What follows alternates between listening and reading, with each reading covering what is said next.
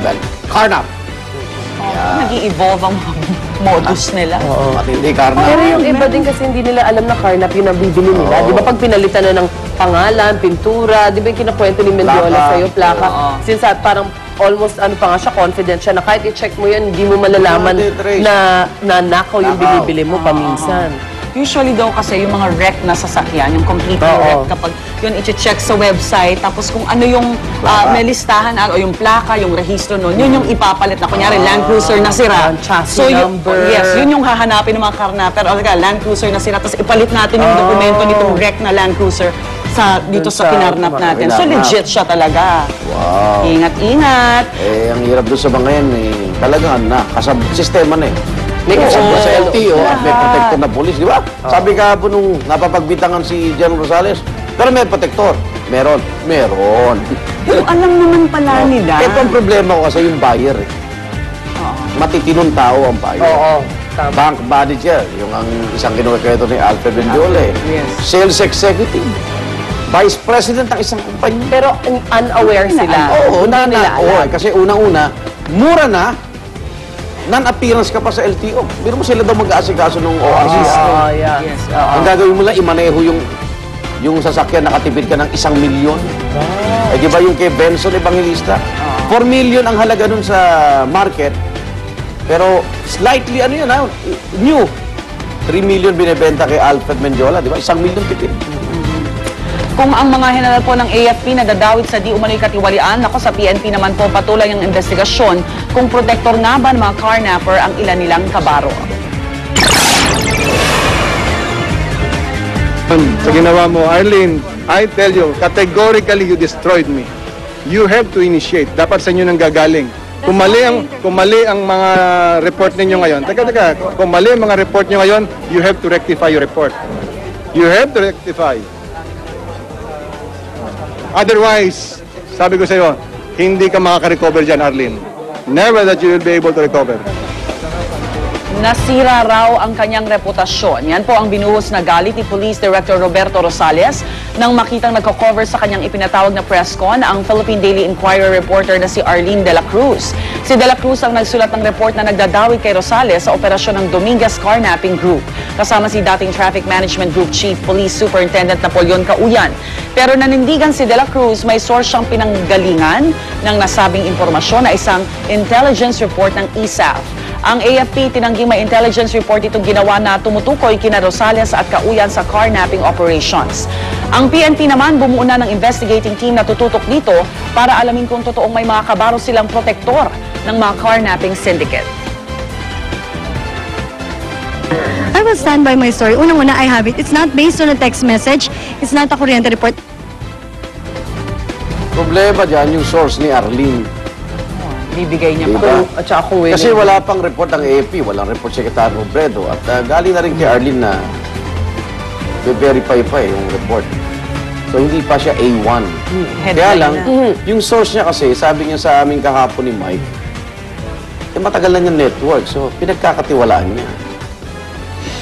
Kung mapapahamag siya ngayon, dapat yung source niya, diba, kahit pa paano. Kaya lang, may batas tayo na ang isang journalist, may karapatang hindi pangalanan yung kanyang source. Kasi may pinapakitang report naman si Arlene. Pirmado, dalawa may pirma Ang source niya, militar. Galing sa militar. Natanda mo yung unit ni Vidal Doble. Yung nakakuha ng tape ng Hello Garcia. Yes. Di ba?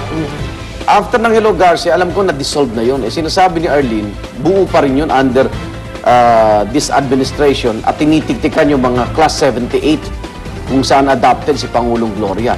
Si General Rosales ay Class 78 ng PMA. Yun ang tapos hanggang sa, nagulat na lang ako, di ba, protector ng carnapping. Tapos doon sa report daw, sabi ni Arlene, may part ng destabilization. So medyo, dapat talaga pagpaliwanag yung sinong ahente yung gumawa ng report. Di ba may usap-usapan na dahil sa dami mga carnapping at mga krimen ngayon, parang part na siya ng destabilization plan. Oo nga. Para malalim. Yung mga nai-involve na mga tao na sa mga anomalya, PNP, AFP, mga very identified sa termino ni dating Pangulong Gloria Arroyo. Diba? Baka mamaya Panahon lang tayo dyan. Ito next week Valentine's Day na naman. Baka nakakalimutan nyo mga mister at mga misis, di ba? Pero ang Department of Health mukhang hindi na muling mamimigay na libreng condoms gaya ng ginawa nila noong nakaraang taon sa Dangwa, Maynila. Ang inihirit lang ni Health Secretary Enrique Ona sa publiko, maging faithful sa inyong asawa at laging tandaan ang banta ng HIV at AIDS. Bisperas ng Valentine's of 2010 nang mamigay ng coupon ang DOH sa pangunan ni Epidemiologist Chief Dr. Eric Tayag sa mga namimili ng bulaklak sa Dangwa, kapalit noon ng isang rose at condom.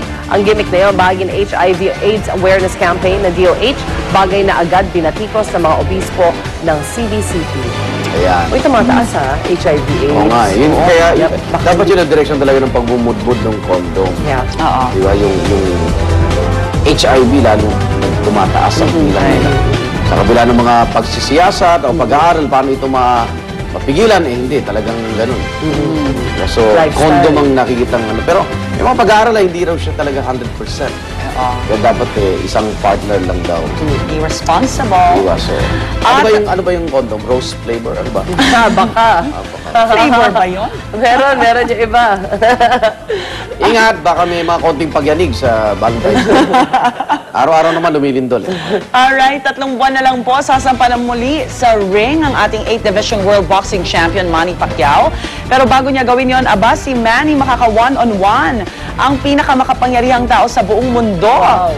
Naku naman, ang Pangulo ng Amerika si President Barack Obama. Excited na nga raw ang ating pambansang kamao na makilala si President Obama sa pagbisita niya sa Washington, D.C.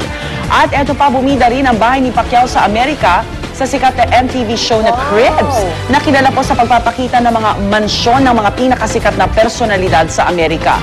Nitong weekend lang ipinalabas ang episode kung saan na-feature ang bahay ni Pacman sa Los Angeles, California. At pag-amin po ni Manny, hindi agad siya pumayag noon na ipakita ang kanyang bahay dahil paraw isipin ng iba na nagyayabang siya.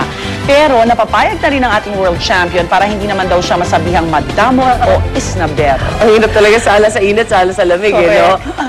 Ako, lito-lito na ako sino si Manny tsaka si Lito Camo. Lito-lito na ako.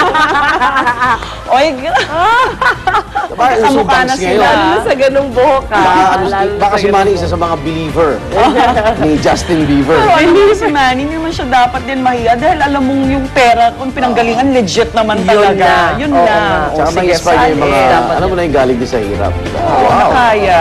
Bahay. Okay, pasadaan naman natin ang mga aksyong balita sa umagang ito. Narito na ang Ronda Reports.